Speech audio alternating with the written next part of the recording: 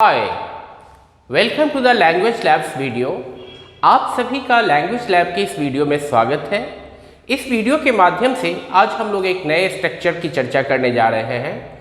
वह स्ट्रक्चर है subject plus has और have plus been plus able plus infinitive.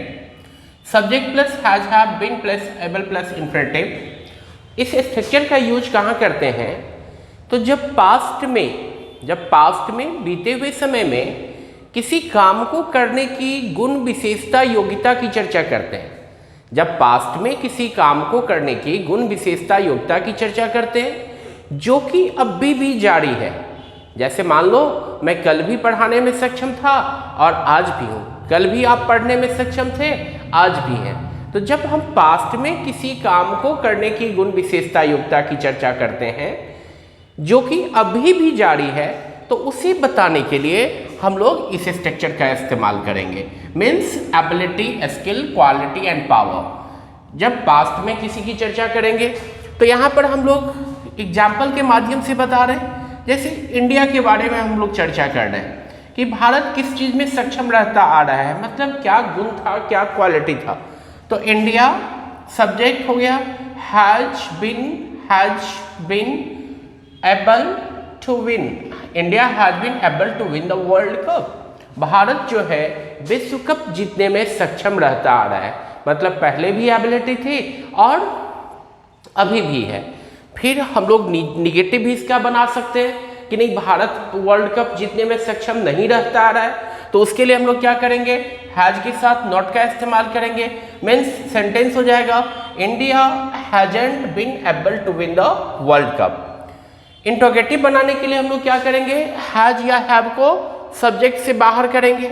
जैसे has India been able to win the World Cup. और interrogative negative बनाने के लिए हैजेंट को हम लोग जो सेकेंड सेंटेंस बनाते हैं वहाँ से हम लोग हैजेंट को या हैवंट को सब्जेक्ट से पहले कर देंगे। जैसे hasn't India been able to win the World Cup, या इसका दूसरा सब्स्टिट्यूट सिर्फ हैज को बाहर करेंगे, नॉट को इंडिया के बाद रहने देंगे।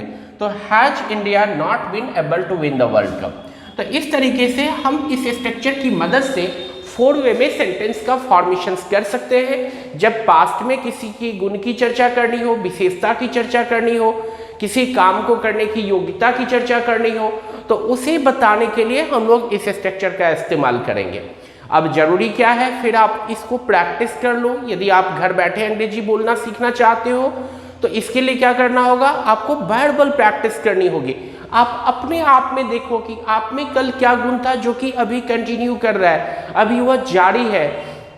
जैसे I have been able to walk, I haven't been able to walk, have I been able to walk, haven't I been able to walk. और उसको 4 वे में आप प्रैक्टिस करो। अपने आप के बारे में देखो, अपने घर में दूसरे मेंबर के बारे में देखो कि वह क्या कर सकता था और जो कि अभी भी जारी है। जैसे he has been able to come, he hasn't been able to come, has he been able to come, hasn't he been able to come. She has been able to pass this exam, she hasn't been able to pass this exam, has she been able to pass this exam, hasn't she been able to pass this exam.